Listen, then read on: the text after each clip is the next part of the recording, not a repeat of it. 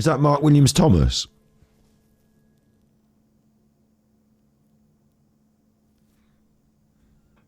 If you're not already a member of the world's Can't see him properly there. largest motoring organization, join the AA now. It's great to know you belong. That's not even their slogan anymore. It's not Alcoholics Anonymous, it's Automobile Association, alright? Oh, hang on, I don't care what she's about to say, but I'm in. I don't even know what she's about to say, but I am in. If you're willing to work a little, you can have fresher looking skin with this. Yes. A pre-apricot facial scrub. But be ready, it's different. Oh, it looks horrible. You just add water and rub into a lather. You can Oh, it goes on your face. actually feel it working. You can actually feel it working. Oh, you'll feel something working, I tell you, love. Way. Getting rid of that dead skin layer I'll get rid of your dead skin layer, love. Way. that can clog your pores and cause skin problems. I'll clog your pores, love. Way. Oh, no, sorry. We'll unclog. Listen, way. Your face looks fresh, glowing, alive. Your face looks alive. We're going to sell this on the premise that your face looks alive. I've never seen your face looking so alive. Well, animated with... You mean my muscles are moving? Forget it. A pre-apricot facial scrub. Oh, a pre... I thought it meant a pre as in a pre-scrub. Like, a pre-scrub. Like you do it before you just... Isn't your skin worth it? You're worth it, madam. Look, hello. Who's this sauce bucket? Who's this bottle of hot sauce? Look at this. Who's this? She's pretty, basically. Action Force.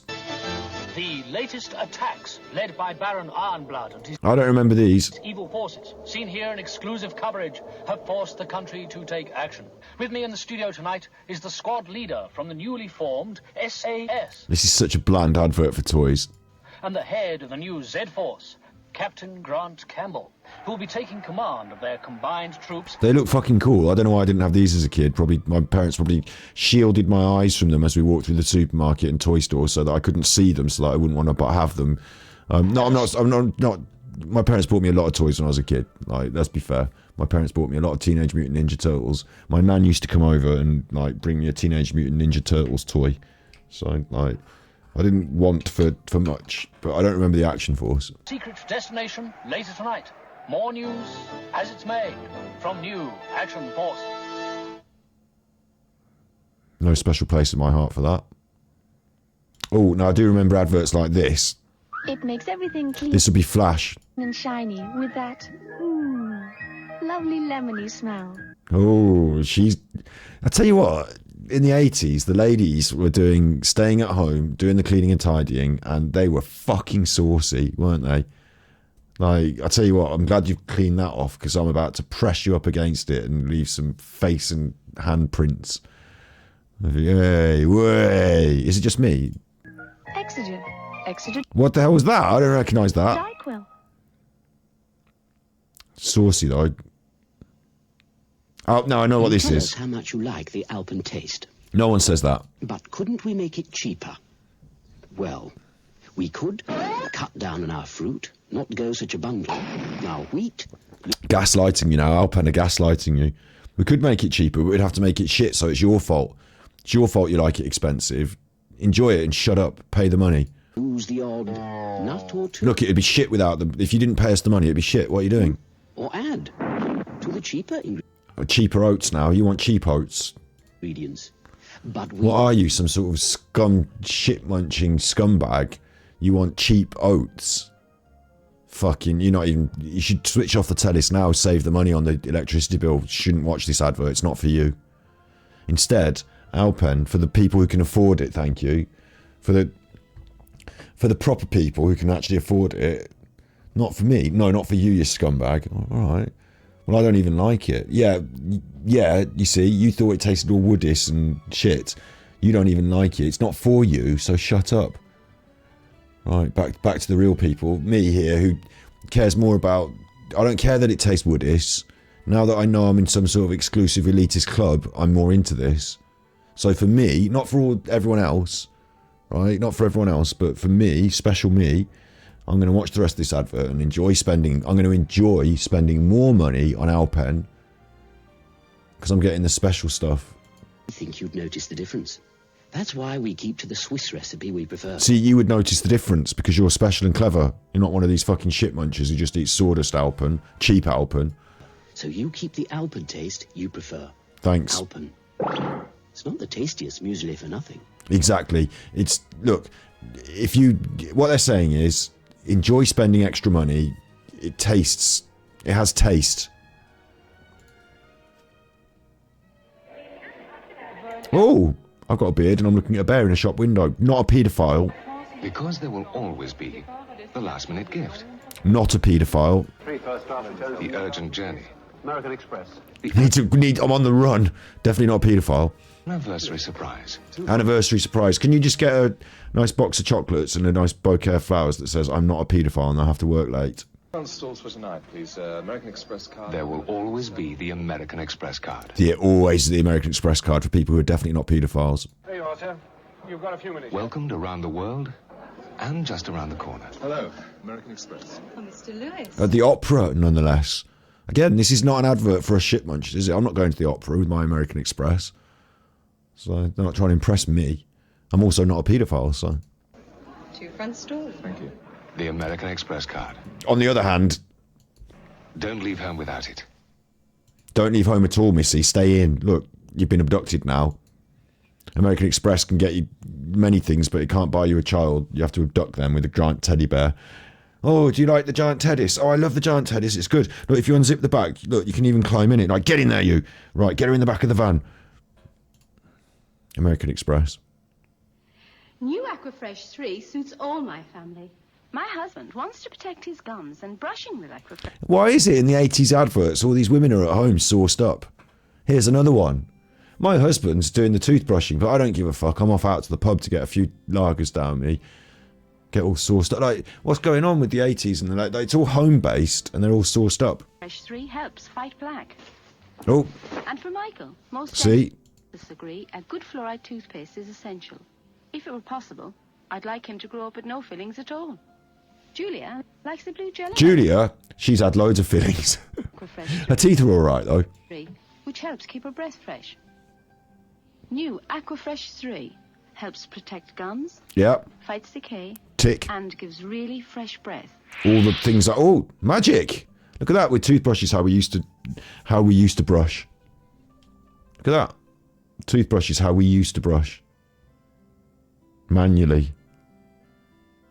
All in one. Now you know why we're a one-two. They don't even sit close to each other. Like, they're clearly all models brought in for the job, aren't they? Like, the what do you call it? The chemistry is off the charts.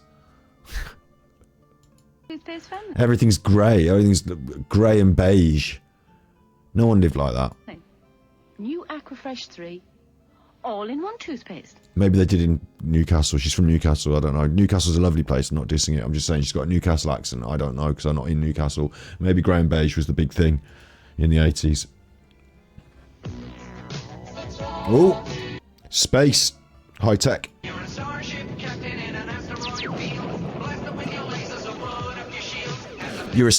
captain in an asteroid field, making it sound good. It does look like this when it's on the telly, though. You will have to use some of your imagination to fill in the blanks.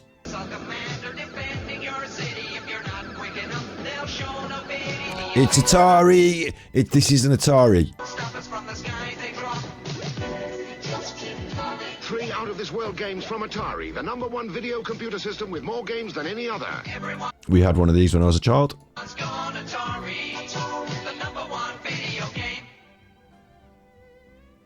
It was acceptable, but sometimes annoying.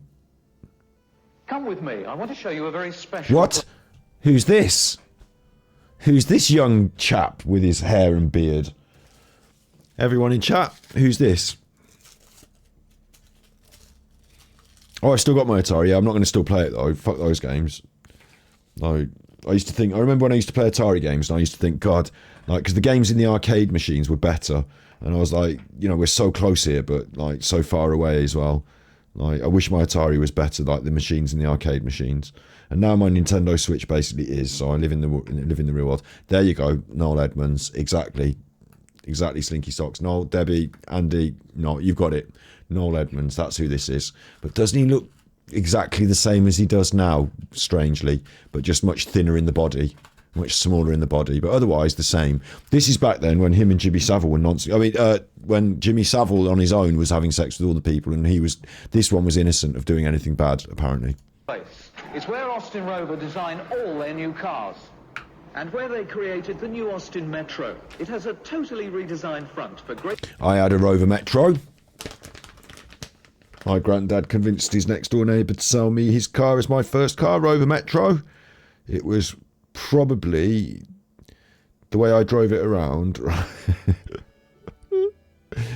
Probably unknowingly to me, that time in my life, I probably got away with, by the skin of my teeth, you know, not destroying my life. But I used to drive it around. Like nowadays, I would not get in a Rover Metro and drive it around the way I used to. But that was my first car. I used to have a red Metro and drive it around.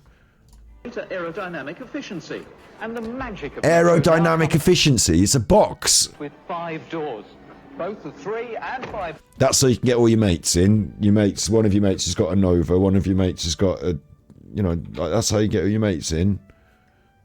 Door models have totally restyled interiors with improved ventilation and control. Mine didn't have that.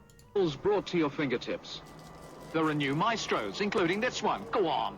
The new 2-litre fuel-injected MG. And it looks really terrific out on the road.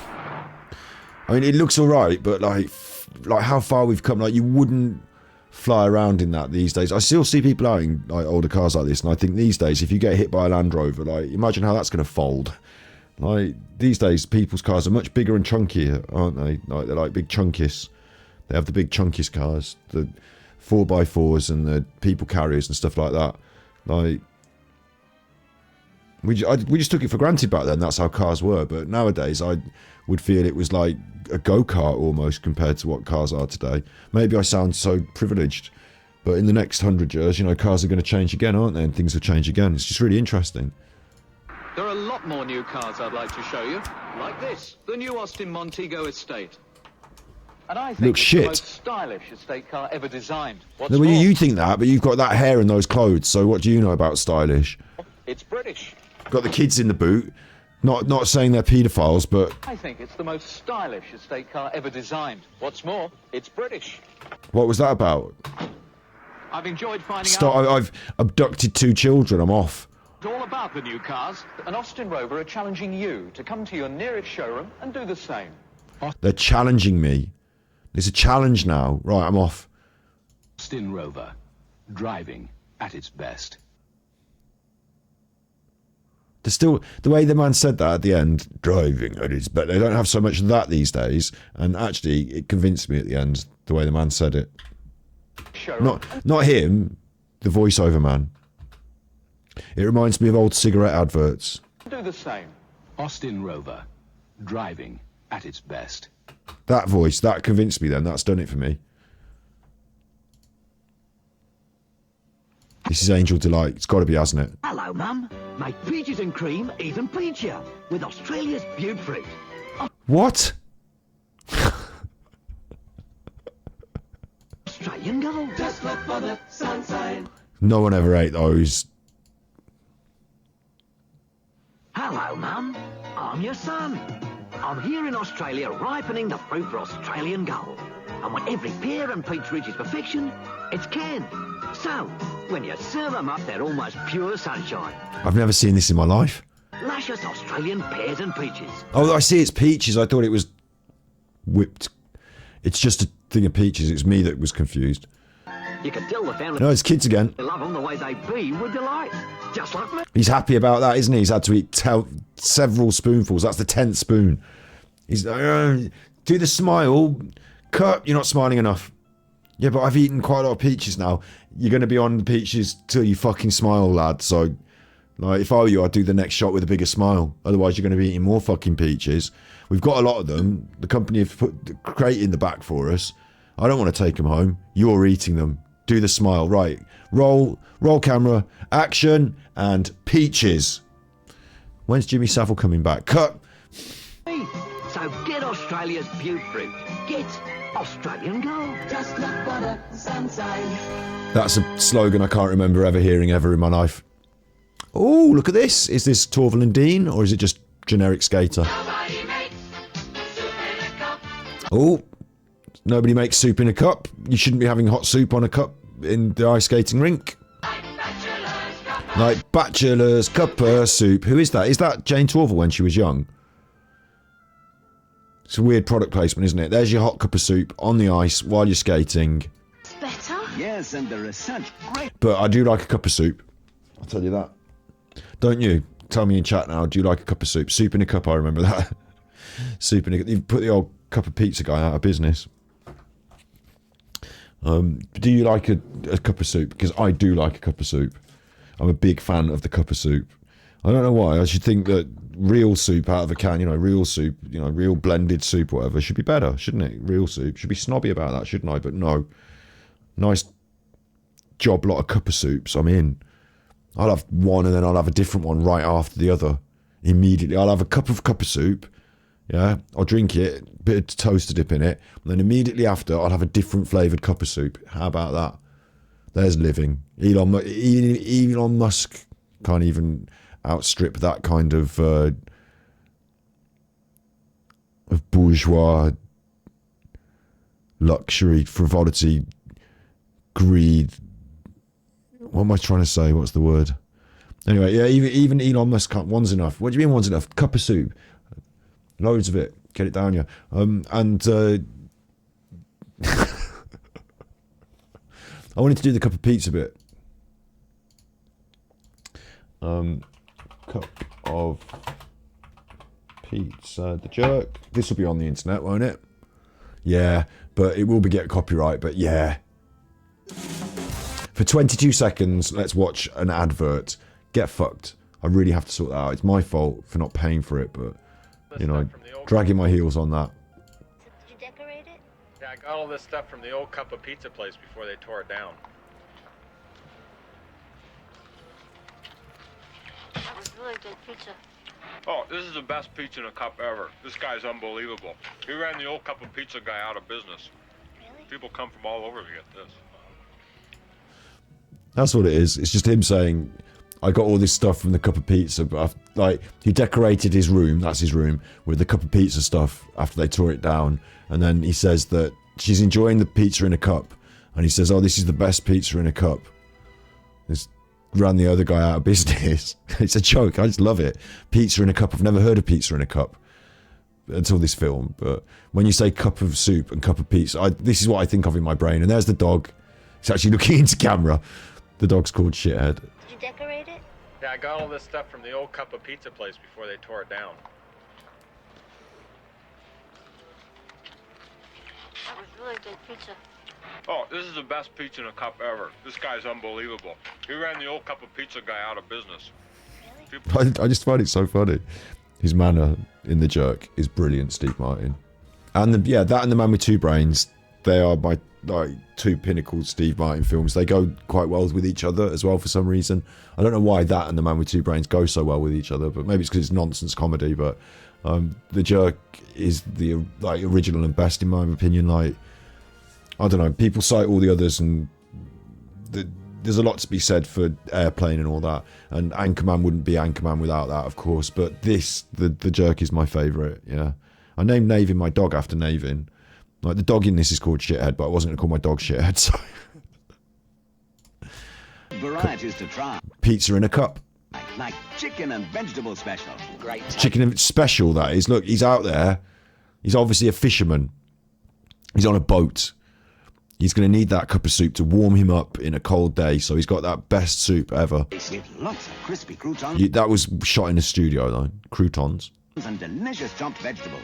And barbecue bacon and tomato special. Or was that? I thought he was just. There was a schoolboy on a bike there delivering newspapers. With tasty smoky bacon and crunchy. Oh, there he is. He's been delivering his papers, so he's cold. The general theme is people who are cold are drinking soup. So it's going to warm you up. It's going to be hot because you're using boiling hot water to make it anyway. So you don't need the soup for that. You can just boil the kettle. You've already got that bit. The hot bit is yours. You have to provide that yourself. The only thing they're not providing, if anything, right? This has made me cross now. They're selling it on the concept that it warms you, but the only thing that they're not providing is the hot water. The bit that they're providing is cold powder, so that doesn't warm you. If anything, it's got no warming qualities whatsoever. You have to provide them. Oh, you like that? Hang on, what did he say? Tomato special too, with tasty smoky bacon and crunchy croutons. Real. Croutons. Real croutons. I think he said real, and she said croutons. Too, with tasty smoky bacon and crunchy croutons. Real. Croutons. Tomato. And then he said tomato. Bacon and crunchy croutons. Real. Croutons. Tomato. Tomato, I like that. That's my favourite bit. Tomato. Cut. Right, just look into camera and just give me tomato. Okay. Action. Tomato. Cut. You're not smiling enough. Yeah, well, I had loads of peaches earlier and it's starting to make my stomach feel bad. It's not you. You're not the peaches kid. Shut up. You're the fucking paper boy. All right, well, I've been out riding that bike a lot and it's made my legs hurt. Right. Shut up and say tomato. I can't shut up and say tomato. Listen. I'm going to say action. You're going to say tomato and you're going to smile. Otherwise, Jimmy Savile's coming back. All right? Tomato. Cut. That's perfect. In the can. Lovely. Right, get Jimmy Savile back. What, you said Jimmy Savile was coming back if I said it wrong? No. Doesn't matter what I said. Jimmy Savile is coming back. You just have to shut up.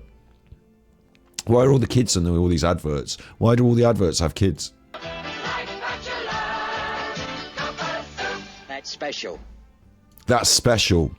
Guaranteed definitely works in the maritime industry and he's not in a studio being shot against a background of a boat. Now what's happening with these kids? What is going on in the 80s in the advertising industry?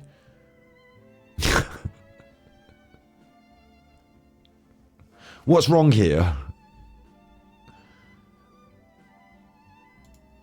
This family is being subjected to the most maddening frustration there is. They've always found Bachelor's savoury rice irresistible. It's more Bachelor's. Savoury rice now. Now they know Bachelors have made their savoury rice even more delicious. Savoury rice as opposed to the sweet variety? Tantalisingly tastier, with lots of vegetables. They know Bachelors have introduced two mouth-watering new varieties, mushroom and tropical fruit. The voiceover artist has a speech impediment, which is interesting for the 80s.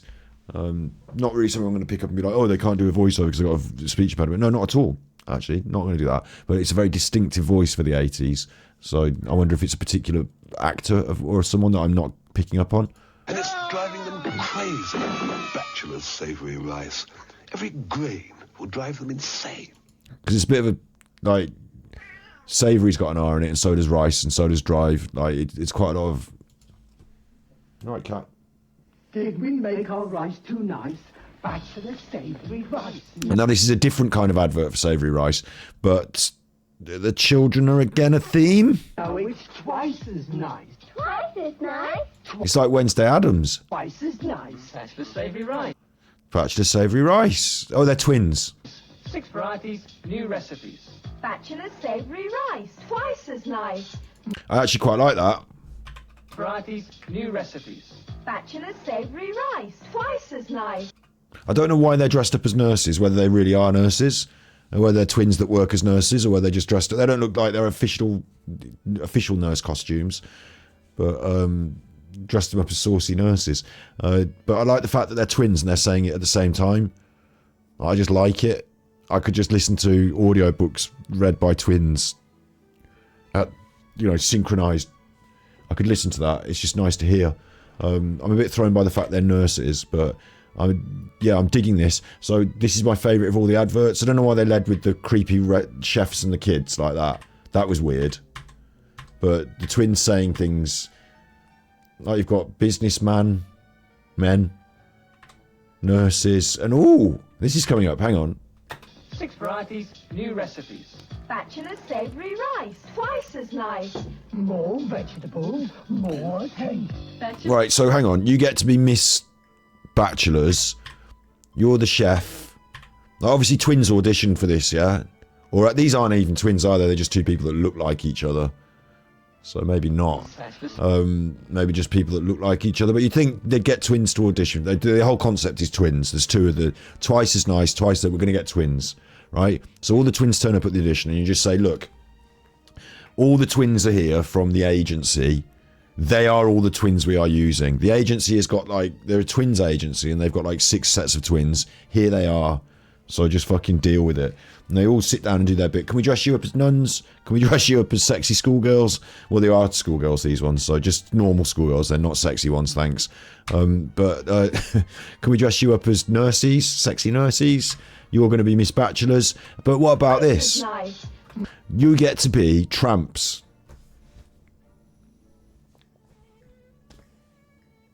It's a bit unfair, isn't it? Wurzel fucking gummidge. Oh, you're from the country, you work as farmers, so you've got straw in your pockets and you're wearing a hat like an idiot and your shirt is on. Tramps, we'll dress you up like tramps. You also, tramps enjoy rice. Can't I be the chefs? No, we've got 2 people who look fairly similar to be the chefs. Can't I be the businessman? You're not going to pass as a businessman, not with that face. Get that tramp costume on you.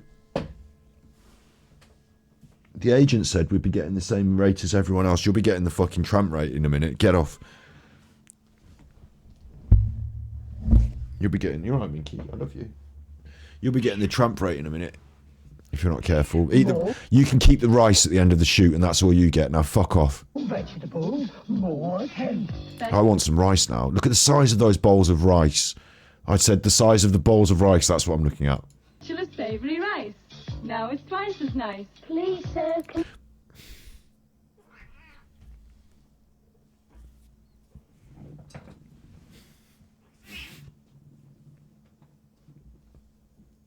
Why have they done this one? I'm going to have to record this for Snood and Indrid. This is truly... Oh, wait, let me record. Start recording. Start recording. This is truly an advert from the 1980s from Great Britain for Snood and Indrid's perusal. In fact, they can watch the whole thing, can't they? Why am I just... Maybe they should watch the whole thing. Grain will drive them. Okay, you ready? There's going to be a big bit that you like. Twice as nice.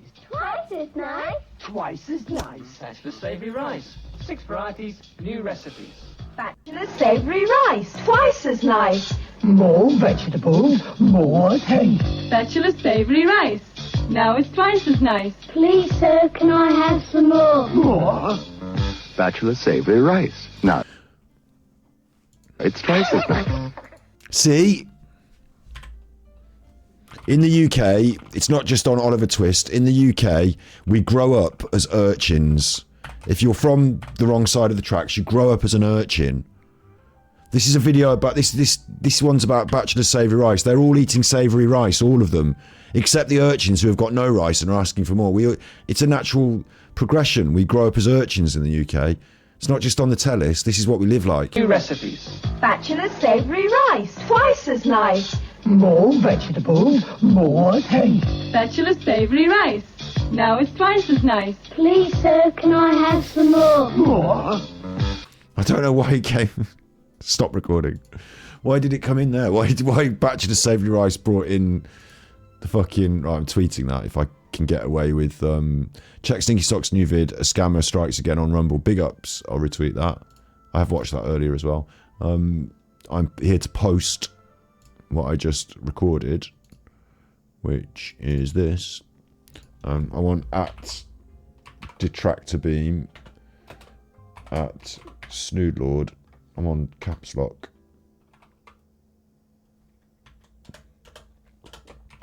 We are real urchins in good old England, governor. We are real urchins in good old England, governor, and hopefully that will upload and I can... Oh, an advert from the 1980s from Great Britain for Snood Indridge's perusal. In fact, they can watch the whole thing, can't they? Why am I just... Maybe they should watch the whole thing. Grain will drive them. Okay, you ready? You ready? I was here, I just saw that. Okay, upload that and we'll tweet that for them, yes. Bachelor savory rice. Now it's twice as nice. What were those? Why? There was no contextual reason why you would have Oliver Twist in it. It's twins.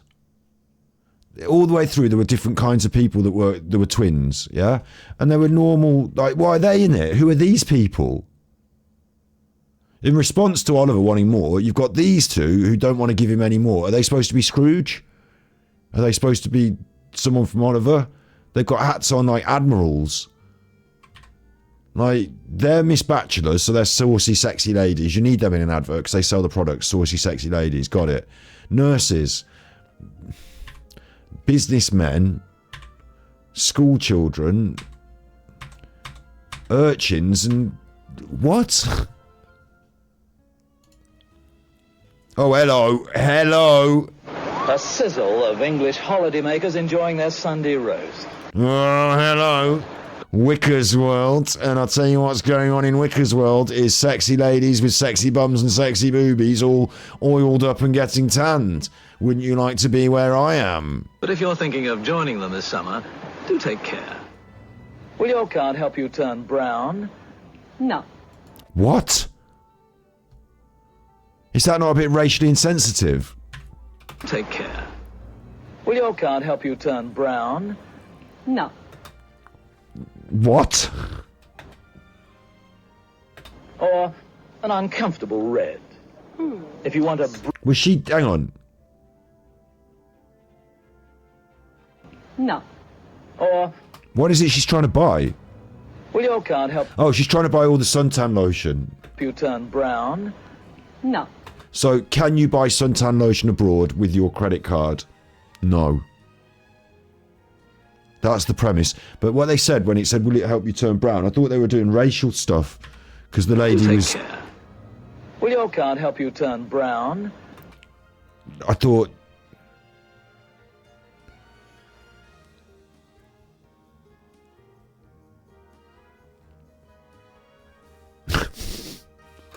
No. Or... I mean, that's bad. I'm not... I think it's bad they did that, racist. It felt like a racist moment. I mean, is she... Will your card help you turn brown? Like, am I being more racist by trying to determine her ethnicity? Because, like...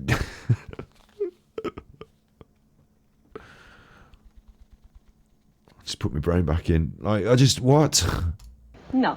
No. Or an uncomfortable... She looks fucking cross with it. I'll tell you what, she looks fucking saucy as well, though, doesn't she? Doesn't she as well? She looks saucy. She's got a bit of the Sharon Stones about her. She's a bit of a sauce pot. The cat's now going to sleep on my actual foot. Red. If you want a breeze round your knees, will your plastic provide it? If you want a breeze round your knees... So what I instantly thought of was you want to be on your knees doing something. No, what they mean is, do you want shorter clothes? Can you buy them with the card? No. No. Not that card. So if you're going on holidays, you're going to need a credit card that you can buy things with. But I've been confused by the whole setup, which is naked people, saucy Alan Wicker, out drinking amongst the sexy people on holiday, and some covert or overt racism. Fact is, Barclaycard is welcomed at 3 times as many places as certain charge cards I could mention. I mean, it's quite misogynistic as well, isn't it, this whole advert? Well, if you take... I mean, I was like, because I'm a man, if you're going to walk the half-naked ladies past me, I'm going to go, whoa, whoa, look at the half-naked ladies. Like, not being misogynistic myself, but you know what I mean? Because of natural, sort of, what do you call it? Hormonal, genetic, whatever. Like, I understand why they're doing it, but fucking hell. Taking that much trouble to tan your hide, why bother to hide your tan? No matter. If you went to that much trouble to tan your hide, why bother to hide your tan? So they were supposed to be saucy, like basically near naked, weren't they? But these days that would be quite covered up. Like these days you'd probably have people with slightly less on their backsides. But I get the point. I get the point.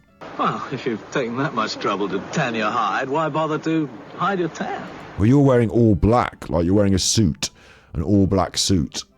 Why aren't you naked in the sun? No matter where you bank, apply for a Barclaycard now. Barclaycard. Could you use a loan of up to 5,000? That's a tropical island where you've been abandoned. That's one of those islands. I recognise it from the tellies. Pounds. With Barclays, you don't even need to visit the manager. Just fill in a simple application form. Filling in the application form for a loan on a tropical desert island. And when you return it to us, we'll usually give you an answer in 24 hours.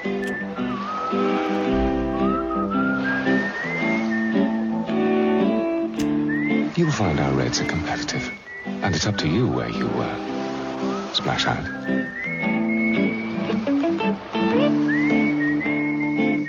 Barclay loan. Weird.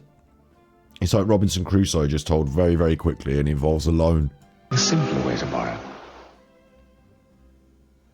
I'm Bernard Matthews, and I'm... You are Bernard Matthews. I didn't recognise you at first. But you are Bernard Matthews. Why don't I recognise him? Do you recognise him? I should have paused it before. I'm Bernard Matthews, he says. Why does it matter? Who you are Bernard Matthews. All right, tell me about what you're selling. And I believe this is the juiciest, tenderest turkey you can give your family this Easter. Poor animals. Golden Norfolk from Matthews Norfolk Farms. Beautiful. Beautiful. That was the thing, wasn't it? Bernard Matthews, beautiful. They built a whole brand on that. Him saying beautiful. It's just some dude saying, I've got turkey. Like, for some reason, that's the... You got the apples, you got the stuff, you know, in shots, some grain on the table. Makes it better. Just that man said it was better. Bird's eye's the bird of freedom. The bird of freedom. Because you don't have to fuck around cooking dinner for your family anymore.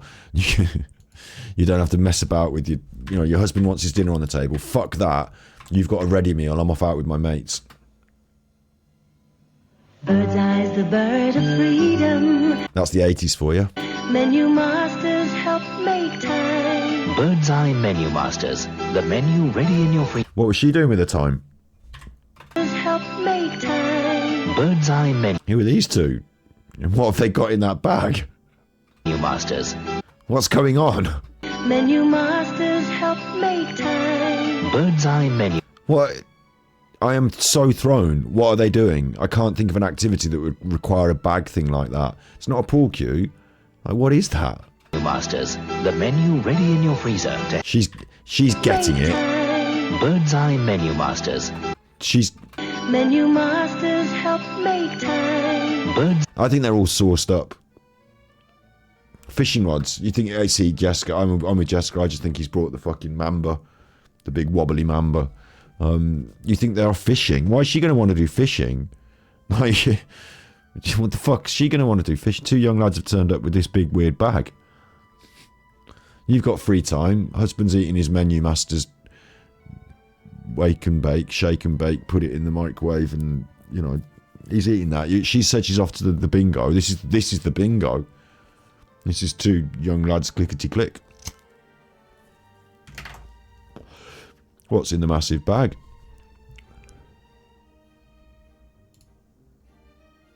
Eye Menu Masters. The menu ready in your freezer to help you when meal times are anytime. Boil in the bag. Like beef stew and dumpling.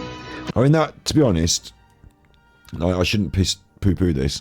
Like, the invention... I'm, of course, vegan, so I'm not promoting beef, but the invention of quick, easy, quite relatively nutritious food...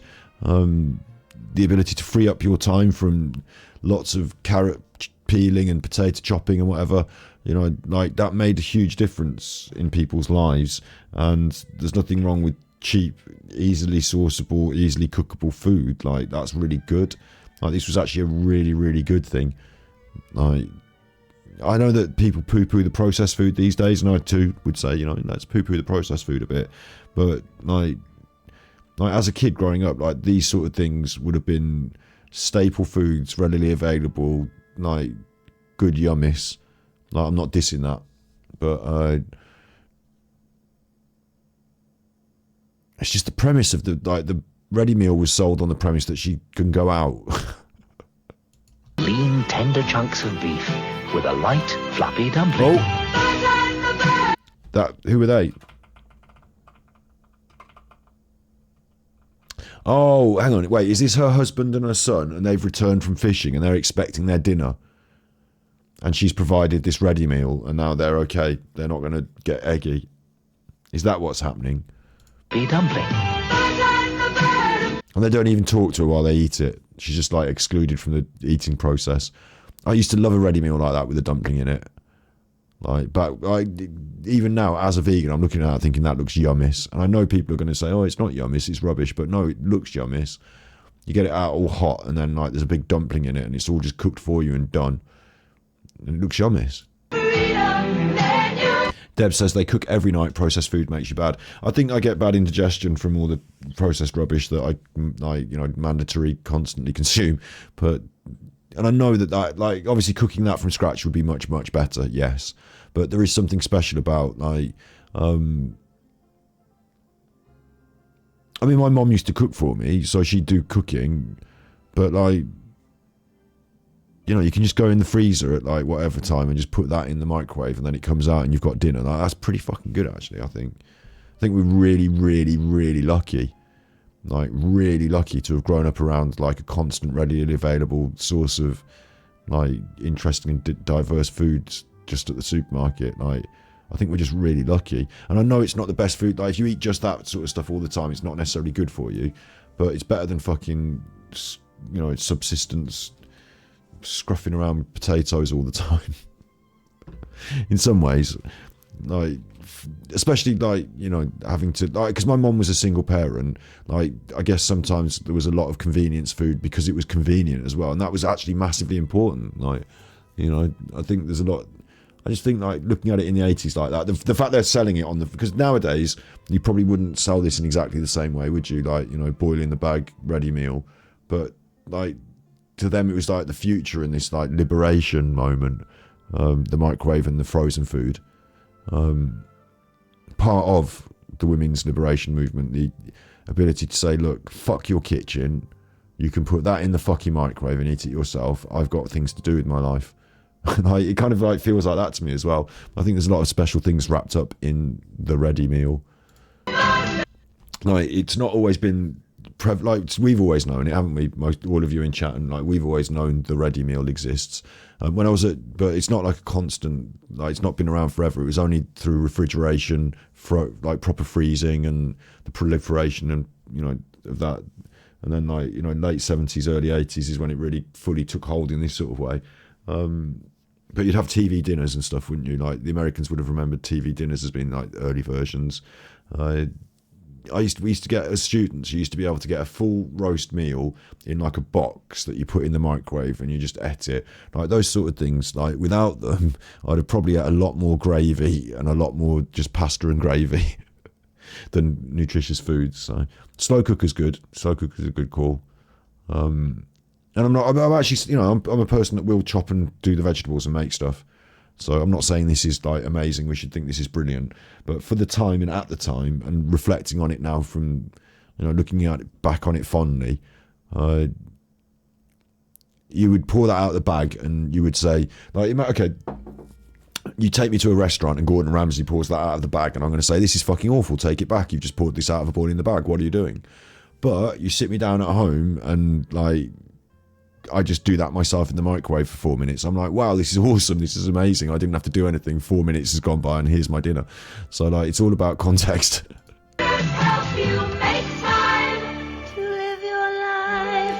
And the slogan is, Bachelors helps you make time to live. Oh, sorry, Bird's Eye helps you make time to live your life, which is exactly what I was saying.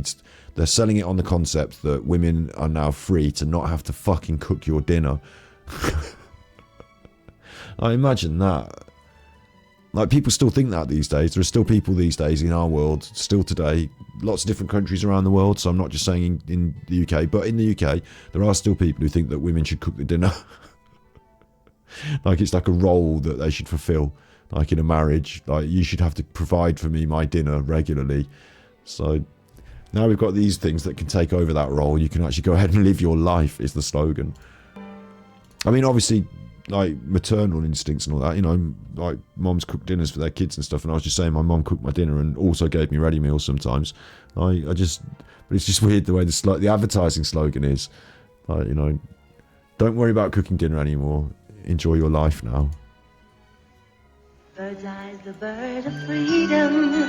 Menu masters help make time. When you want something rather special, Mariner's Pasta Gratin. Because look, she's in there, in the kitchen. Lime cod, pasta, Italian tomatoes, and cheese sauce with But she's just pulled it out of the oven and done fuck all, so that's much better. a crunchy topping.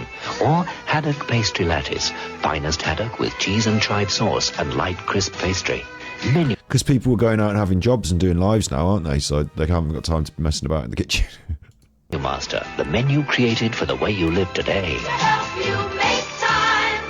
And the statement, the menu created for the way you live today, it's like the marketing department has said, what is this product for? It's because people live a slightly different lifestyle now, and we're trying to make convenient food for their lifestyle. Right, okay. The slogan's going to be, the food is made for your convenient lifestyle.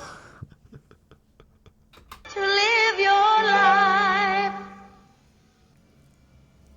Can you find a car that cleans itself? Never in a month of Sundays. Will Dad ever fix that sloping shelf? Never in a month of Sundays. Will Joey ever learn to speak? This is actually a staple of the British advertising landscape, which is a sort of slightly comedic, cheerful song that goes dumpa dumpa, and like it has rhyming couplets or whatever. Like it's just, this is kind of a staple these days, isn't it? We saw it in the thank you song for the chocolates as well in the past. Will Susie finish by next week? And when it comes to gravy, what could beat Bisto in a month of Sundays?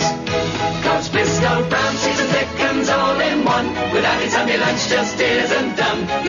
This is not what I remember the Bisto adverts about. The Bisto adverts are about the Bisto family and not the song, but this will be a proto-Bisto family, like an early Bisto family. Maybe not an early, but, you know, a Bisto family that we're seeing. They've got a fucking bird. You'll never put the R in Mom's doing the cooking again. gravy without Bisto. The bird said Bisto and the kid was, like, in wonders. You'll never put the R in gravy without Bisto. Look at that. Oh, the wonders of my childhood. When that bird said Bisto. Don't make Jimmy Savile touch me. Can we stop Jimmy Savile from coming around this film set? And can I just have a go on the bird? No, the bird bit me. He loved that bird. You'll never put the R in gravy without Bisto. Look at him, he loved that bird. This is what advertising was. Fill light, side light, back light, get him in his little shirt and lovely jumper, give it the choir boy look. I bet he actually sings in the choir as well, this kid. Bisto. No, never, never, never in a month of Sunday. Oh, she's always on the phone, isn't she? Hey? Hey? These days it'd be one of these phones, wouldn't it? Hey? Hey? She's always on the phone, isn't she, old teenager? Ringing up to find out what's going on the old pop hits. Who's going up the disco? Whether Sally's been sucking someone off behind the bike sheds again. She's always on the phone, isn't she? She's always on the phone, isn't she? Even at the dinner table. Oh, it's just like that at our house. Always on the old phone with the handset. This is how we live. This is like real relatable people that also like gravy. Sundays, no Sundays. You can't beat Bisto in a... And you can't beat Bisto. You have your Sunday dinner. That's when you have your Bisto. So they've worked Sunday into it. A month of Sundays is a common phrase. They were taking so much cocaine in the 80s. Like in the advertising world, they've just sat down. We need a new thing for Bisto. Right. Well, on Sunday, you have your Sunday dinner. So let's brainstorm that. There's a phrase, a month of Sundays. You can't do this in a month of Sundays. You'll never do it. That's good. I like that. It's got the word Sunday in it. You can't beat Bisto in a month of Sundays. Right. Get me the comedy song. I'm away to do loads of cocaine. The office is out. I'm out of the office for another week. Work on that. We've made our money for they'll love that. What we're going to do for the advert? Well, you just serve them gravy on it. The family are doing the gravy. The teenage daughter's on the phone. Put a bird in for the lad. He's got a lovely bird. The lad's got, he probably said on the phone, the lad's got a lovely bird. And then they put a bird in, but he meant a woman because he's sexist and misogynistic. Never in a month of Sundays. Bisto. What is going on? We've moved on from children. Now it's hotties. Now it's little hotties. Look. What does that say? Looking for... I don't know what it says. But she's looking for something. I'm trying to read it. Honestly, I am. I'm not just looking at her. Look. It's a good feeling. Looking for a man. She says looking for a man. There's two of them there. Damn it, I'm at the back of the queue now. There's a queue already forming. She don't need to look for a man. Look, there's queuing up for her.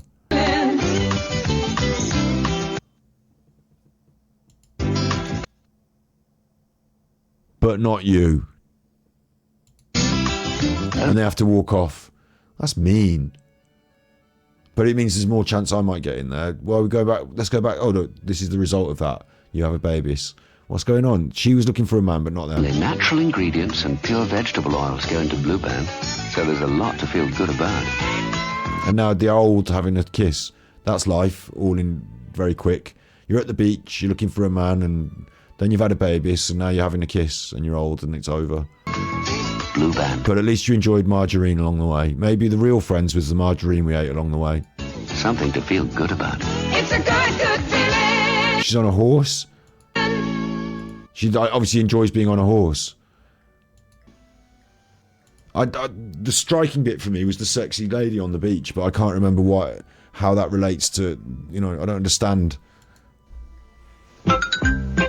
When you visit a BP on I think I have to eat margarine more. National Service Station, you'll be given a money match card free. If the two halves match, that's the amount you'll win. Well, that's good. Prizes from £50 was that Jimmy Nail? to £10 will be paid instantly. If you don't win first time, is it Jimmy keep the Nail? two halves and try again on your next visit. It's Jimmy Nail, isn't it? That's why it's a Geordie accent on the voiceover. Big ups, Jimmy Nail. You could be lucky enough to win a top prize of 20. He's won loads of monies. He's still uglies, but he's won loads of monies. £20,000.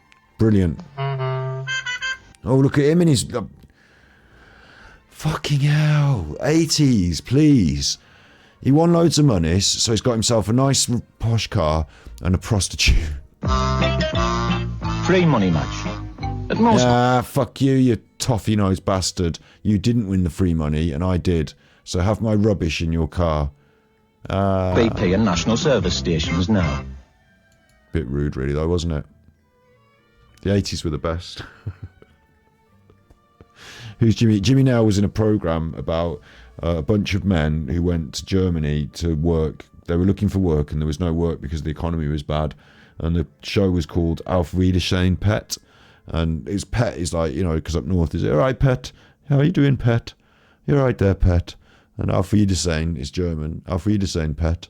Like, so they went to Germany it's a comedy, but it had like social overtones. And there was a really famous scene in it where there was a man following another man. And he said, give me a job, give us a job, give us a job. You're only painting a white line, I can do that, give us a job. There's a famous scene in it. It's about underprivileged working class struggle and the desire to provide for one's family. Set against dysfunctional Great Britain and an interest in Europe. Yeah, it's interesting. It's a comedy. It was Sharon's 90th birthday. She got engaged to Ray. Above the jovial band. What's this then? In chat. What is it then? Yeah, you remember it, but what is it? I think I've got what I think in my mind. I think it might be they're tasty, tasty, very, very tasty. They're very tasty, but I don't know what that is. But it might not be that.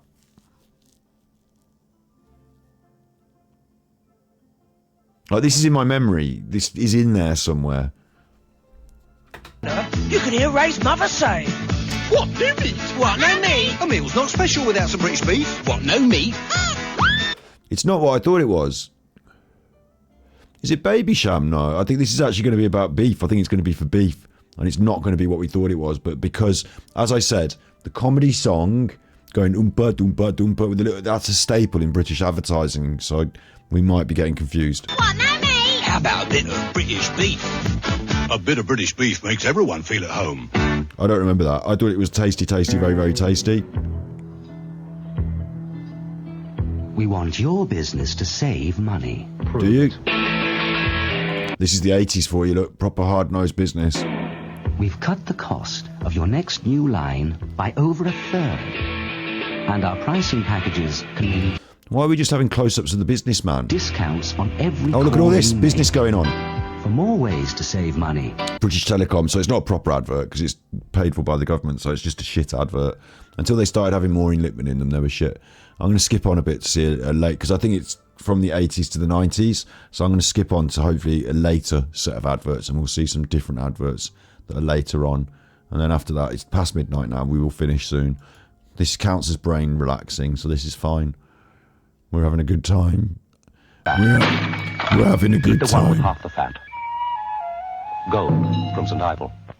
I remember that. I'm just starting out in life. Are but you? my standards are already pretty high. Are they? That's why I'm so excited about Standard Life. But one day I'll need an endowment mortgage for a home of my own. And savings too. It's a video of a baby. How else could I afford my own transport? I used to have one of them that I used to ride around on. I might even want to retire to the seaside on a good pension. And it would be nice to know me and my loved ones are... Why are they using babies to advertise this? Because this stuff that they're talking about is very adult, like not adult like sex, but it's adult, like it's insurance or something, isn't it? They're trying to sell, so like, or mortgages or some shit. So it's like adult business. So I suppose adults have babies and they see the babies on the telly and they go, oh, like this is for like the nannies and granddads in the audience, is it, or some shit? Like, it seems a bit weird that we're using babies to advertise mortgages. Covered by Standard Life Assurance. Standard Life. Insurance broker. For all of you. I suppose these are the things that you worry about that you want to insure. So until you have babies and give a shit, you don't care. So this is supposed to attract your attention. That's the British pub. That is the British pub. Why is it so quiet? Strongbow this time, eh? What's yours, Jeff? Everyone's having strongbow now. Now it's kicking off. Say them again, please.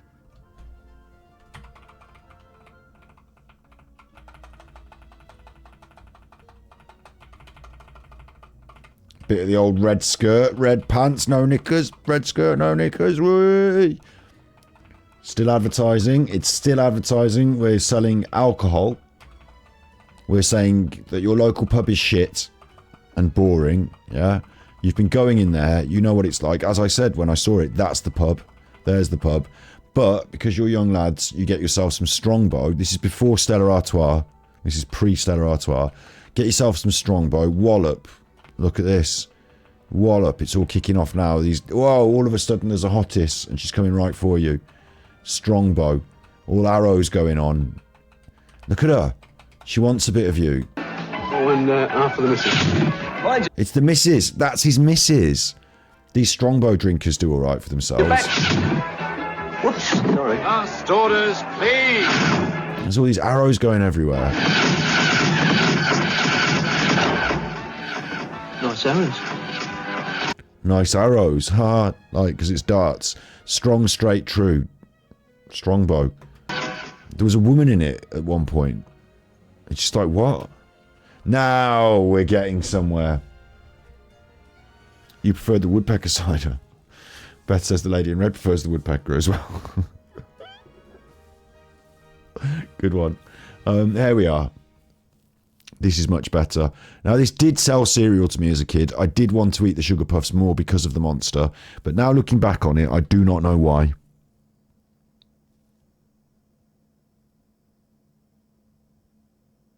I mean, looking back on it, as an adult, if I'd turned up at the video shoot and seen this, I'd have said, surely not. Kids aren't going to want this. Honey monsters hunting for a sticker and swap card. They did want this. The plastic bit of shit they call a free gift in your cereal. Other MCs are a Happy Meal. They're a no good skank. Other MCs have got cash under the mattress. I'm the bank. Your box of cereal had to have a thing in it. And you were eating the cereal because you wanted the cereal, but you also wanted the plastic thing in it. I remember at one point, the Kellogg's had a right phase of things that went on your bike, like reflectors that go on your bike and stuff. There was like a phase of that. Cards, anything that comes out, stickers, something. If it comes out and it's wrapped in plastic and it's in the cereal, then you're in. Free in every special pack of sugar puffs, so he can stick the stickers and swap the animal cards. Right, we're going to need to eat a fucking load of sugar puffs. Monster's got an elephant, and Uggy's got a... Bear. Sugar puffs. With a sticker and a swap card. Free in And he's got a gun now. every special pack. Pop gun. Sunpat, my Sunpat. He was a bit nifty with a bat. He could run a circle as fast as a cat. Sunpat, Funpat, my Sunpat.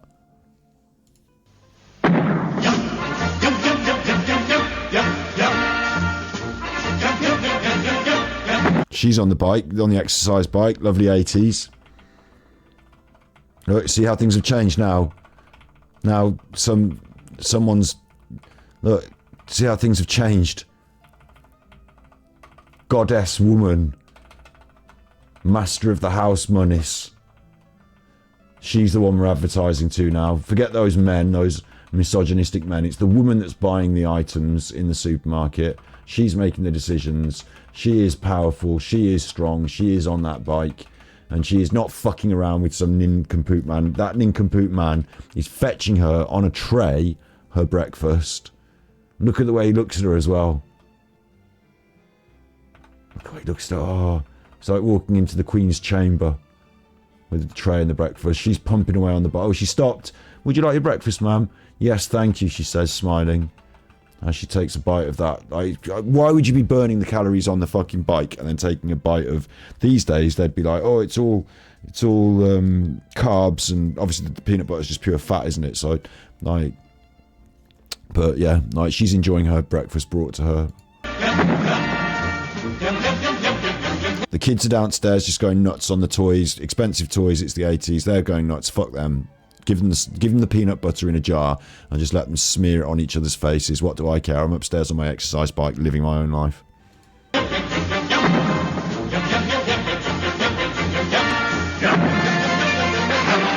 He's getting electrocuted on the golf course. Cricket, it's cricket. Fuck him anyway and his stupid sports. Still have to feed him sandwiches, but... There you go, look. Lady about the party. See, look, all the men get down on my sandwiches. They all look like my peanut butter. Is that your husband you're flirting with? No, it's just some man at the cricket club. My husband's away cleaning the dishes because I'm the modern woman. I've been on the exercise bike and I get to reap the rewards. It's my peanut butter party now.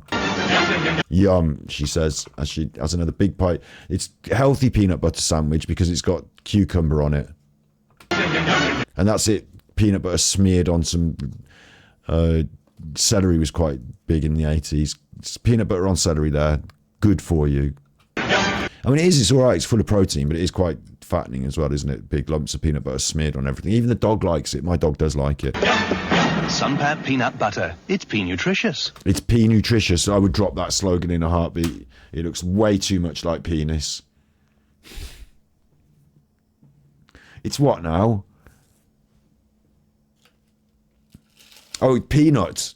Ricious. No, nutritious. P. P. Nutritious. See how words work? Have you ever heard of Pen Island? A lovely girl who used to work at my salon. A lovely girl who used to work at my salon used to say this one. Pen Island. I'll show it you on the screen. Not Superchuffer put his willy in my mouth. Not that. Have you heard of Pen Island? Pen Island. It was like a business that sold pens, you know, Pen Island, yeah? Pen Island. If you want to buy a pen, you can come to Pen Island. When they went on the internet, they started penisland.com.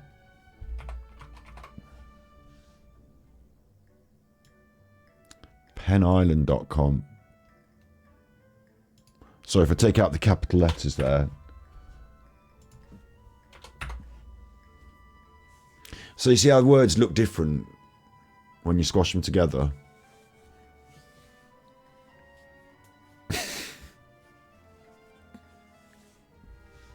See how words look different when you squash them together? So here, I'm seeing the word nutritious, which I recognise, and then the word pea at the front. So now I'm thinking of peas. But it's not peas, it's peanuts. So the word peanut runs to there. Hang on. Ah, why has it gone black? I've had a blackout. No, I just... look, there's the peanut, and then the word nutritious at the end. Peanut nutritious. That's not a word. P-nutritious. P-nutritious. I'm hearing P-nuisus. P-nuisus. Penisus. P-nutritious. I just think, why are you doing this? In the 80s, they were taking too much cocaine and they were changing the slogans too often. That's not a good slogan. It's not. They were trying to promote the idea that peanut butter is good for you, like health food. It's not even a health food. She was on the exercise bike to work off the peanut butter that she's been eating out of the jar with a stick of celery. Get real. P-nutritious. It is good for you if you're a kid and you have a balanced diet and it includes some peanut butter, because there's like as a vegan, you know, there's proteins in that. Yum. There's a lot of fat as well. P-nutritious. How did they get away with that? How did the people at Sunpat not say, well, we have paid you a lot of money for this, but I don't like the word P-nutritious. Can we change it? Like, who's not doing their job properly here? You don't remember Sunpat being P-nutritious, do you? Do you remember the Sunpat for being P-nutritious? In your life, can you tell me honestly if you hear that slogan running? Now you'll hear it when you're next in the supermarket and you're choosing your peanut butter. You're going to say to yourself, P-nutritious. And there'll be someone in the supermarket and you'll turn to them and you'll think to yourself, I could say P-nutritious here. And maybe they also watch Scott's video on YouTube that will appear on Superchuffer for you, which not a lot of people that watch my main stuff also watch. So fucking bastards, why don't you all watch it, you chuffers? They may, and P-nutritious you'll say, and they'll say, what? And you'll say, P-nutritious. And I'll say, that'll never catch on. Fucking Sunpat paid 50 grand for it in the 80s. P-nutritious, mate. Shut up. Matches.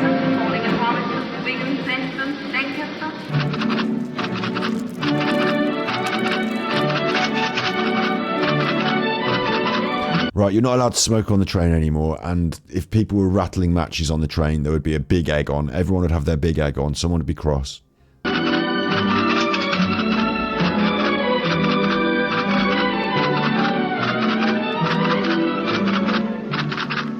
There's a certain reassuring shape about a strong man.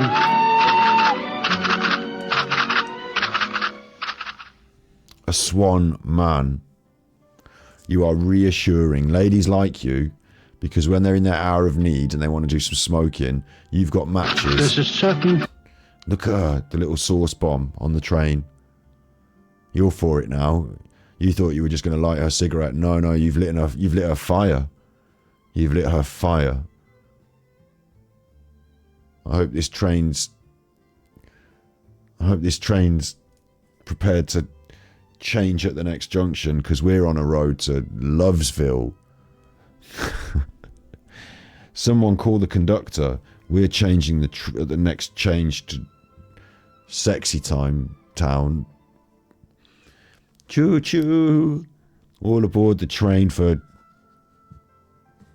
you fancy some then? She seems to. Matches. Reassuring. Matches has done that. Don't think you're a spoddy no-mark with a turtleneck. Don't worry about being a spoddy no-mark with a turtleneck. Buy some matches, shake them at the bar. You'll be getting sucked off in no time. Shape about a swan man. A swan man. Women don't use matches. But men do, to light their pipes. So, you know, lighters aren't convenient for everything. Matches still exist. Well, they used to back then. I mean, I don't know if these days people are doing a roaring trade in matches. They still exist, of course. But you're not going to convince me it's a good idea as part of my country demeanour, gent about town Esquire, GQ magazine dress code, that I should be using matches more often. You've driven a train? That sounds cool. The latest. This is elite. This is the latest. This is the best. This is elite. This is the best game ever when I was a kid. This is amazing. This is brilliant. Are they advertising it for the Spectrum or the NES? This is elite. I love it. I would still play Elite to this day. I probably should still play Elite to this day. It's just one of the best games ever.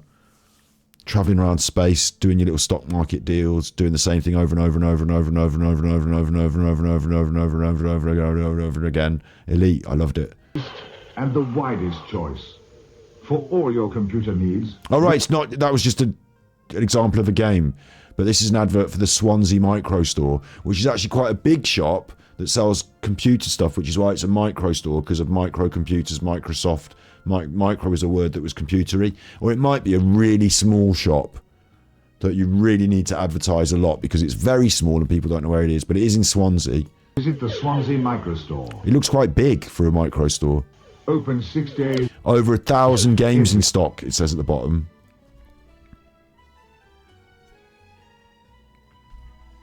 I'm not even going to complain. I think it looks good. Well, I mean, it doesn't look that good, does it? It's how we used to live. Look, just forget it. Don't tell kids about it these days. What's got great sounds and saves you pounds? What's got great sounds and saves you pounds? Something from the Southwestern Electricity Board, I hear. Daniel audio system.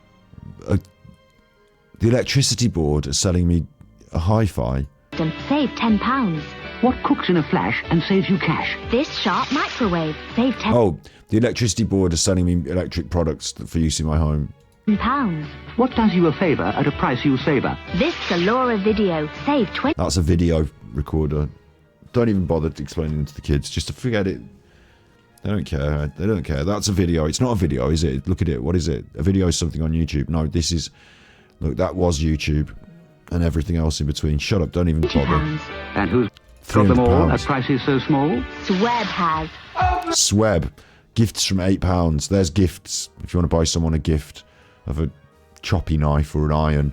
Don't ever buy an iron as a gift. One of them looks like a fleshlight. It's a hairdryer. Look, don't ever buy anyone an iron as a gift. My granddad bought my nan an iron for one Christmas and she didn't talk to him for like 6 months. Irons are not gifts. No one should. If you want to buy someone an iron as a gift, right, you're only allowed to buy them an iron as a gift if you buy it on a non-birthday or celebration event. Like, just buy it on the random. Oh, I grabbed you a new iron while I was at the... I saw that you use the iron sometimes, so I thought I'd just buy you this nice new one as a gift. That might be okay, might, but generally no. Don't do that. Not an iron. Or I think my granddad bought my nan a Hoover. I think it was the Hoover. Yeah, Jessica says my ex-husband bought you a Hoover, right? Yeah, I think my granddad bought my nan a Hoover for Christmas one year, like because it was like the fantastic new, you know, back then, you know, sort of thing. And she was fucking furious. Like, I don't remember it because I was a little baby or not even born, but I told the story. I heard the story. Gifts from £8. Do not buy someone a fucking iron. Do not. People can buy their own irons or not have them or whatever, but do not. A voucher's better than an iron. You'd be offended with one since you don't use one. Yeah, I don't use the iron. I know it sounds bad, but like, okay, I've got an iron. There's one upstairs. My mum fucking uses the iron for everything. She loves that iron, but I don't touch the iron unless it's a shirt that I need for a special occasion, which needs ironing.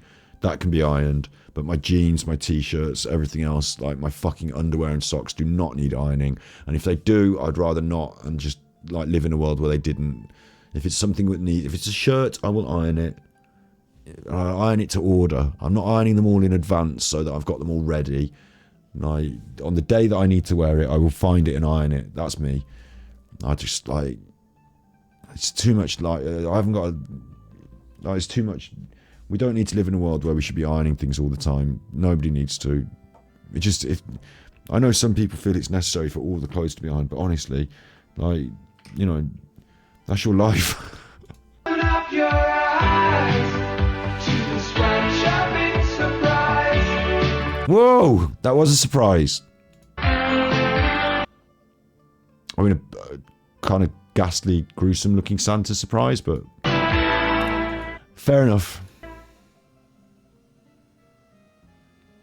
Still there. What the chuff?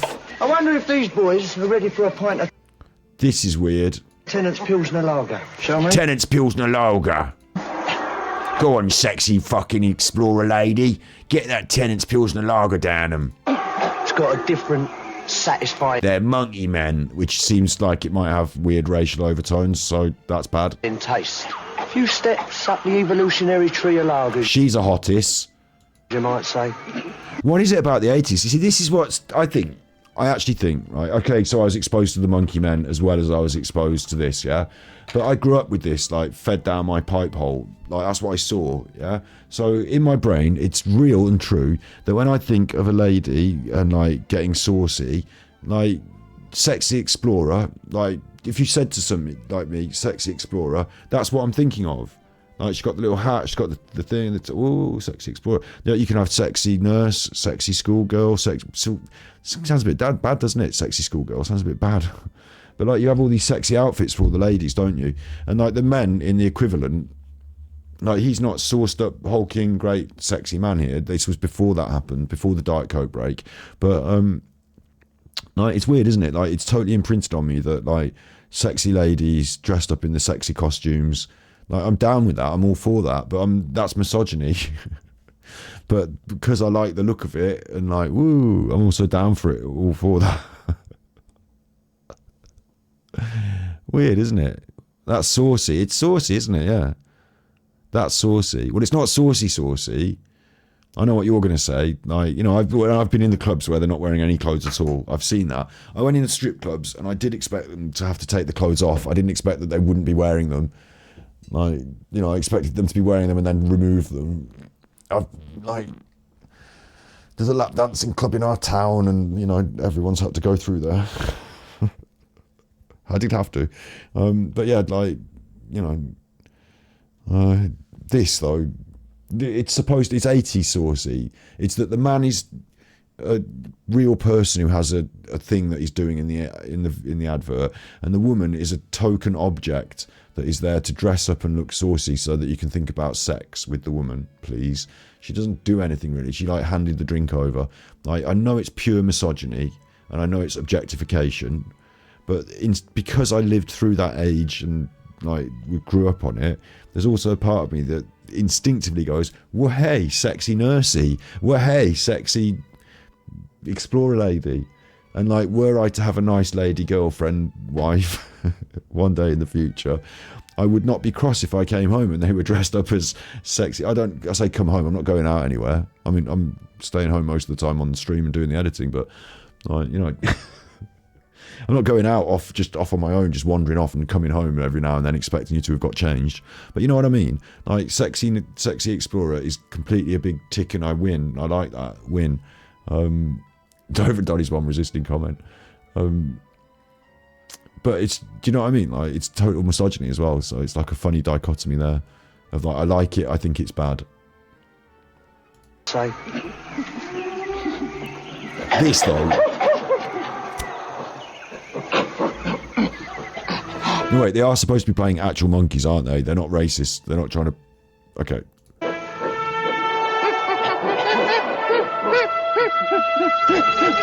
Hello. So the alcohol is evolving them. Civilization dawned. Civilization dawned. But the irony is that the average dude who stands in the pub necking pints of lager, enjoying saucy ladies and the football, is not as civilized as could be achieved in even 80s society. You know, the irony of the misogyny and the alcoholism and the, you know, the lack of civilization at times in society being promoted through, like, civilization itself being promoted to use to sell. They're selling the alcohol on the idea that being civilized is one step up from a brute in the woods. That because you can lift the glass, you have achieved civilization. So don't worry that you're pissing in your pants buying bags of nuts so that you can reveal the tits on the picture and, you know, committing sex crimes on your walk home. Like, don't worry about being a brutish, uncivilized male in today's modern 80s society. Instead, 80s, 90s. Instead, commend yourself on being so civilized that you managed to buy the fucking drink and put it in your whole mouth hole. You got it in your mouth hole. Civilization dawns. Deliberately spoken in the accent of a work, like deliberately spoken in a working class accent as well. Like, they're not playing on high civilization here, are they? Like, they're not playing on, like, education or sophistication. There's an irony in this, which is kind of funny. I kind of get that, but I don't know if it's deliberately inbuilt. Like, I don't know if they're trying to make that comment. Men are uncivilized, brutish, alcohol, pig swigglers. Is that the point they're trying to make? Buy our lager, you fucking pig swigger. Is that what they're trying to do? Because men do revel in that as well. Like, throughout the 80s, 90s, on into the 2000s, like, you know, like a sort of celebrated lad culture. Well, hey, I've got the beer everywhere and I've touched your tits, and way, lads. Like, it was celebrated and promoted, and like men's magazines and abandonment of children after like mistaken pregnancies. Oh, actually, that wasn't promoted, but you know what I mean. Like, misogyny's been promoted. Like, sorry, I'm being a shit. I'm being a shit. Like, I'm not having a pop at my dad either, because my parents did divorce, but I don't feel like he abandoned his kids after the mistake of, like, that was my sister that was the mistake. I was deliberate. I'm joking. I was probably not deliberate either. Anyway, look, the joke is that this makes me feel like they're parodying male misogyny, but in a really misogynistic way itself, to try and sell alcohol to men. So it's just fucking weird. Tennant's Pilsner Lager. It's the taste that's making history. It's making history, so it's not about civilization. It was about history now, but there wasn't really history involved. Who's this having to peep out their curtains? It just keeps going, doesn't it, these adverts? Do you think it's all right to leave George there on his own? No, he's fucking weird, and so are you. Oh, yes. But aren't you afraid he might find your chocolate orange? No. Oh, he's looking for the chocolate orange. Now, these are good adverts. This is very middle class. Chocolate orange has been hidden somewhere, and George, by Jove, has discovered that it's hidden in a sort of Indiana Jones-esque adventure that he's about to go on. But he does get the chocolate orange at the end, doesn't he? And it is an adventure, so this is cool. I think it's quite safe.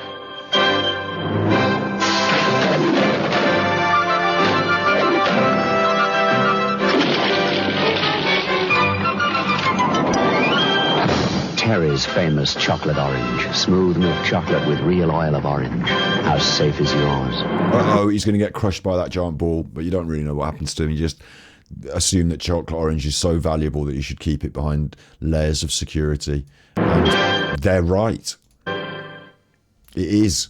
Of all that, like, don't tell me that you go down the local fucking One Stop and just buy a chocolate orange outright back in the 80s.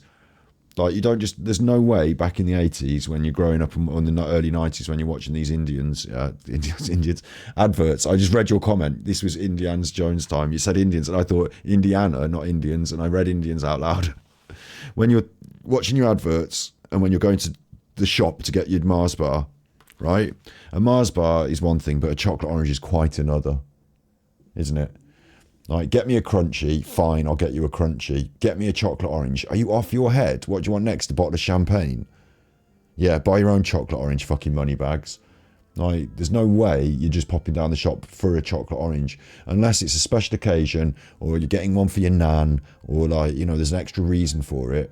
Chocolate orange sits on the shelf looking lovely, and I want to eat them, but I don't go and buy, like, nowadays as an adult, I can buy fucking 3 chocolate oranges if I want.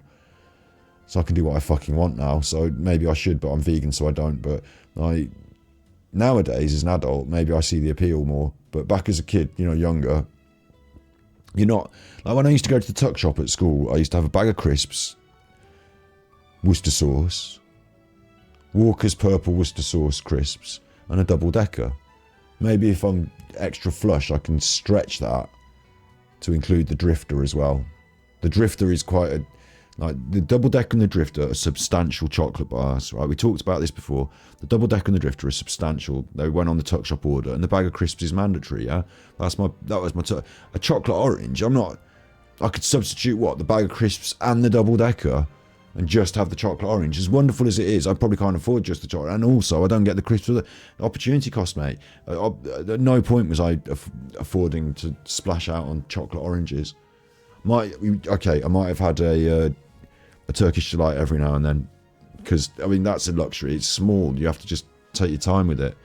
But pickled onion space raiders, absolutely. The Tempe space raiders were a godsend. Because the substance in them, like the amount you get, like for my school dinner as well. When I was at, like, you know, school this is, like not primary school, like secondary school where you buy your own dinner in the canteen. Like I would have, maybe I'm weird, like maybe I am weird, but I would have a system, and I don't want all the fucking weird stuff. Like, they cook all these healthy meals that you're supposed to eat, like lasagna, and I'm not eating that fucking lasagna they've cooked. Give me the burger, give me the burger. Thank you, please may I have the burger. But I'd get 2 of these burgers, or whatever I could afford is like relative, but I would put whatever I could put on a burger would be part of my, so if it's waffles, it will go in a burger. I'd have waffles, they'll go in the burger. Oh look, they're also doing peas. No peas for me, they're going to fall off the burger. So I would have like 2 burgers, like maybe a beef and a chicken, and like whatever items I could afford off the menu that would also fit in the burger, and just stack up a big burger like that. Like that would be my preferred dinner. Yeah, the tuck shop. So so the tuck shop had to provide sustenance as well. And Space Raiders is right, 10p instead of the 30p for a bag of crisps. But you can buy 3 bags if you're feeling fruity. Instead of that 1 bag of expensive crisps, 3 bags of cheap crisps. Well, there's 3 of them. Yes, that's good. So yeah, the Tazos and stuff like that, the Freddos, not so happy about that. 10p, yes, but smaller, and so I'm getting less for my money. I don't feel like I'm getting as much value out of that. But I understand when you've only got 10p, you might as well have that because it costs 10p. So again, good. But I would rather spend a little bit of extra on the chocolate bar to make it more substantial and filling. But there's, again, all this comes around to the fact that the chocolate orange was, I mean, I could count on one hand the amount of times I've physically bought one myself. The times I've eaten them, 2 hands. Like, as great as they are, it's not a regular feature of my life. It's always there, omnipresent, always at the shop. It exists. But I'm not buying them in droves. I mean, maybe some people just really fucking like them and just treat themselves. I might have to get myself another couple of chocolate oranges in the near future. I think they make a dark chocolate one as well.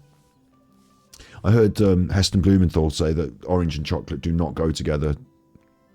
It's fact, it's science. He did mass spectrometry on the flavour profiles, and like chili and chocolate have these peaks and troughs that go well together on the mass spectrometry, but orange and chocolate don't. So science, it doesn't go well together, orange and chocolate, but people seem to like it, so you can shut up. Crunchy Puffs at primary school, 5p a bag, bang on. We had penny sweets when I was a kid, but now there are no penny sweets because 1 penny won't buy you a sweet these days. But we had penny sweets. We had blackjacks and fruit salads. Heston's a twat. Right, well, there you go then.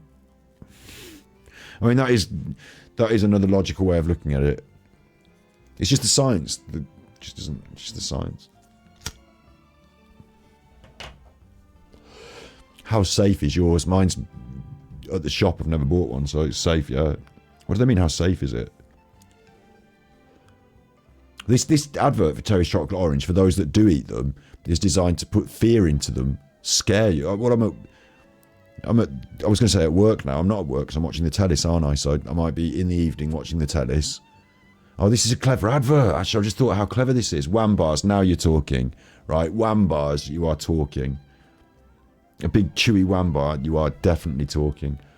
How safe is yours, right? You're sat there, you're watching Coronation Street, the Terry's Chocolate Orange advert comes on. How safe is yours? Well, I'm sure it's quite safe. It's in the cupboard. I hope no one's had my chocolate orange. Now you're paranoid someone's had your chocolate orange and you're visualising where it is. It's just in the cupboard. I could just go and get it. I might just go and get it. I might just go and check it's all right. And in the intervening time, accidentally eat it all. Yum, yum, yum. That's a good advert. I bet the reason they've done this advert is because people buy Cherry's chocolate oranges for people as gifts, or they just buy them and they don't want to eat it all in one when they come back from the one stop, like their Mars bar and their bag of crisps. They want to put it up on the shelf and say, well, that's nice, we'll save that for later. And then they don't eat it and it's saved for later forever, and then it just sits there and then they never buy any more chocolate oranges. So they're trying to point out to you that whilst it's safe, you could be eating it. So probably get and eat that, you chuffer, and buy another one. How safe is yours? It's assuming you already have one, isn't it? It's very clever. They must know. They must have done their marketing. These Terry's Chocolate Orange marketing people are not just doing cocaine. They're also thinking about the job. They must have asked 100 people 100 questions about Terry's Chocolate Orange, and one of the things that came up was, mine's on the shelf at home because I never eat it, save it for a special occasion. Well, don't. Consider it valuable, but consider it to be transient, could maybe be stolen. So before it gets stolen, eat it all. It's like, it's a share chocolate, do you think?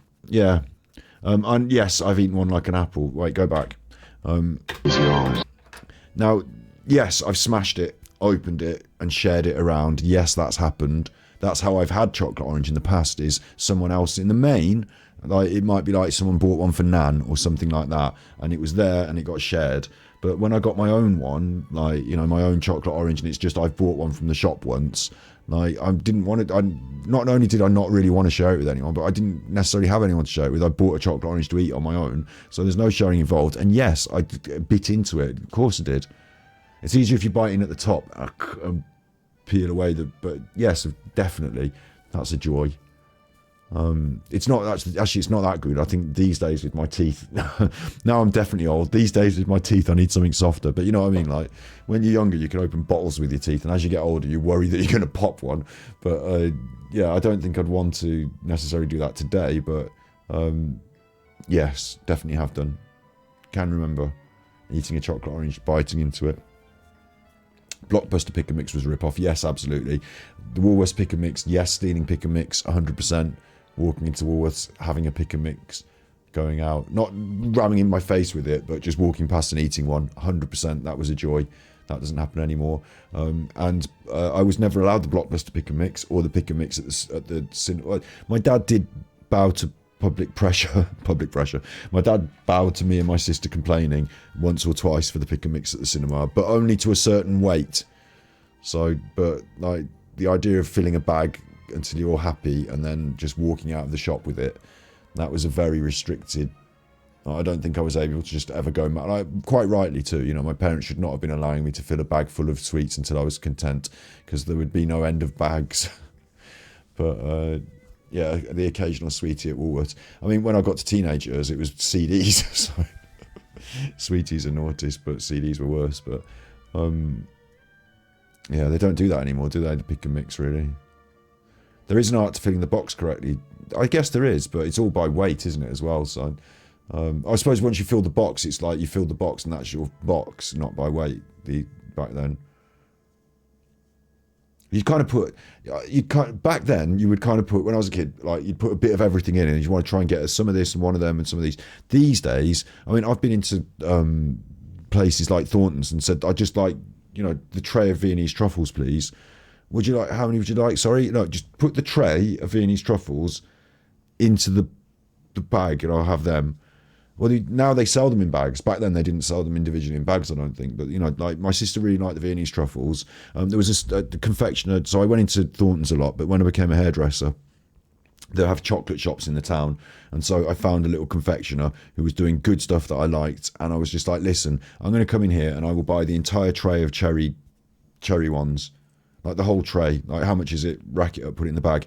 But I'm going to come in here and do this all the time. So can I have a discount? Can you throw in this? Like, I'd like haggle, but like that was like living like Elon Musk, living like a king. I really like this one chocolate. How many have you got in the shop? Like, you've got, like, they make them, don't they? And they've like got them on the tray. Right, okay, I'll have all of them. It's quite expensive. Well, not really. It's not hundreds of pounds. No, it's like 40 or 50 quid. Well, it's quite a lot of money, some chocolates. Yeah, but I'm going to have a massive bowl of chocolates at home, and then I'm going to eat my favourite chocolates until they're all gone. So shut up. Like, I love doing shit like that, because I've said it before. Like, it's like living like a indulgent, luxurious, extravagant lifestyle, but really it's just one tray of things in a shop. So it's not really like, I've not got a private jet or anything. You know, I just spent a bit too much money on chocolates one day, but overall I'm surviving. You know, I'm not going to look back and say, oh my god, that bankrupted me when I spent 50 quid on that tray of chocolates. You know, I think it's quite nice to do things like that once in a while. Not every day, but once in a while. So yeah, I don't know how that chocolatier is still getting on in town, but I used to go in there every now and then, especially if you had a good day with the hairdressing. You could get, you know, someone walk in late and I'm doing another cut and colour and I've suddenly got another 80 quid in my pocket that's extra. So I can just go to the chocolate shop and buy a load of chocolates. Fuck you. Yeah, that was great. I kind of feel like tomorrow I might want to go to the chocolate shop and just buy a tray of chocolates. Bring them back and eat them all on stream.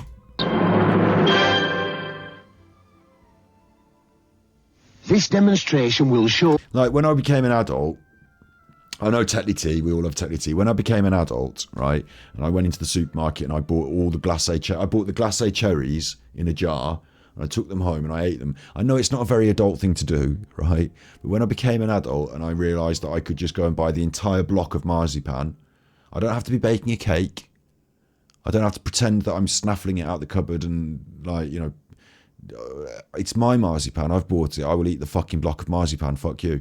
Like, you know, when I realised I could do that, that was a real joy, and I will not stop doing that ever. Like, I was not allowed when I was a kid. You know, you're allowed one cherry out of the jar, one cherry salad. You know, when you go to the like restaurant, and they've got a jar of cocktail cherries. Oh, can I have the cherries? And then you can have one out of the jar if you're lucky. You know, but no, I'm an adult. I can just buy the jar and just eat them. Like, no one can stop me. So, and if someone does buy them and put them in the cupboard and think they're saving them for later, fuck you, I'm eating them all. You wait till Christmas food gets stashed in the house. I'm eating that as well. Like,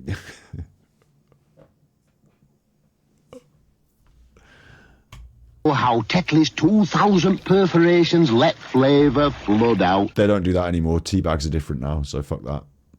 Anyway, it's way past midnight. I think it's time I should be going to nonites, and I think you should be too. I've been doing an Alan at the end of this episode. I've been doing one of his, you know, when he does his patrons and he does Torchy the Battery Boy. Should we finish with that?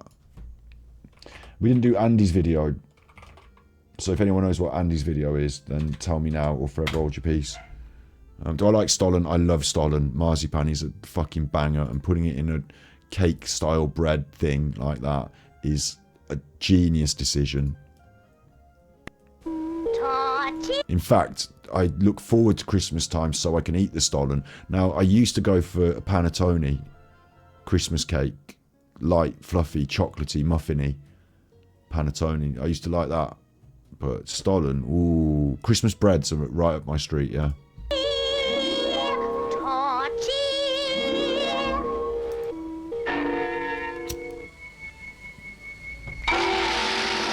No, I'm battery exhausted. This is Twitch. We're playing Genshin Impact today. Torchy's got nothing to do with it. But this is when Alan was doing, on his streams, he was like, remember this, remember that. We're doing that now, aren't we? I'm doing that with you. Remember how adverts used to be in food? Do you remember food? Do you remember food? Do you remember the old food that you used to eat? Do you remember, you know, food? Do you remember that? When it was, do you remember when you used to eat the food? You know, your favourite, Yummies. Do you remember when you used to eat Yummies food? Panettone is awesome. It's just too big. My rest of my family don't eat it all, and then I've got like too much panettone. But everyone likes a bit of Stollen. I mean, I probably can't eat it because I'm vegan, but like I'm not. There's another one, like I said earlier. Like strict vegan, yes. In public, you won't see me eating random foods. Privately at Christmas, if I have to have a bit of Stollen, just because it's a process, and I'm not going to like suddenly fall off the big vegan wagon because I ate one bit of Stollen. Like every now and then, I'll just treat myself to whatever. So fuck that. Stollen yum. I wonder if it is vegan. I bet it's got like butter in it or some shit.